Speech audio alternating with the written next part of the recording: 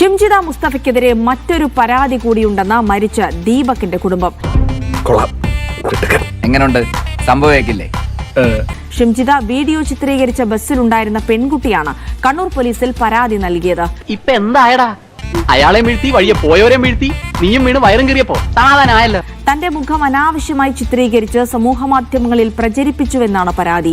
ഈ പരാതിയുടെ വിശദാംശം ആവശ്യപ്പെട്ട് കണ്ണൂർ സിറ്റി പോലീസ് കമ്മീഷണർക്ക് വിവരാവകാശ അപേക്ഷ നൽകിയെന്നും ദീപകിന്റെ ബന്ധു സനീഷ് പറഞ്ഞു. ഈ കുട്ടി ആരാന്നുള്ളതെല്ലാം അന്വേഷിക്കണം. ഈ കുട്ടീന് ഇങ്ങനെ പരാതി വന്നുകണോ ഇല്ല എന്നുള്ളതല്ലേ നമുക്ക് അറിയേണ്ടത്. ആ പരാതിയിൽ പറഞ്ഞത് എസ് ഐ പറഞ്ഞത് എന്താ വെച്ചിട്ടുണ്ടെങ്കിൽ ഇതിൽ ഈ കുട്ടീന്റെ ഫോട്ടോസ് അതിൽ വന്നപ്പോൾ അത് എടുത്ത് കളയണമെന്ന് പറഞ്ഞിട്ടാണ് ഈ കുട്ടി പരാതി കൊടുത്തത്. ആദ്യം ഇട്ട വീഡിയോ, ഫസ്റ്റ് ഇവിടെ വിട്ട വീഡിയോയിലുള്ള ഇതാണ് ഒഴിവാക്കാൻ വേണ്ടിയിട്ടാണ് ഈ കുട്ടി പരാതിപ്പെട്ടത്.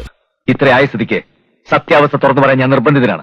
അതറിഞ്ഞതിൽ എനിക്ക് വലിയ സന്തോഷമുണ്ട്. വിവരങ്ങൾ ലഭിക്കുകയാണെങ്കിൽ അതുകൂടി ഈ കേസുമായി ബന്ധപ്പെട്ട് കോടതിയിൽ എത്തിക്കാനാണ് ദീപകിന്റെ അഭിഭാഷകൻ ആലോചിക്കുന്നതുമായി ബന്ധപ്പെട്ട നടപടികളാണ് ഇപ്പോൾ ഈ കുടുംബത്തിന്റെ ഭാഗത്ത് നിന്ന് നടക്കുന്നത്. ഇങ്ങനൊരു സാഹചര്യത്തിൽ ഒരു ആത്മസുഹൃത്ത് എന്ന നിലയിൽ എനിക്ക് ഇതെല്ലാം ചെയ്യാൻ പറ്റൂ? അതൊരു കുറ്റാണോ? ഇനി ഒന്നുമില്ലല്ലോ പറയാനെ കൊണ്ട്. ഒന്നുമില്ല, അങ്ങനെയാണെ പോവല്ലേ.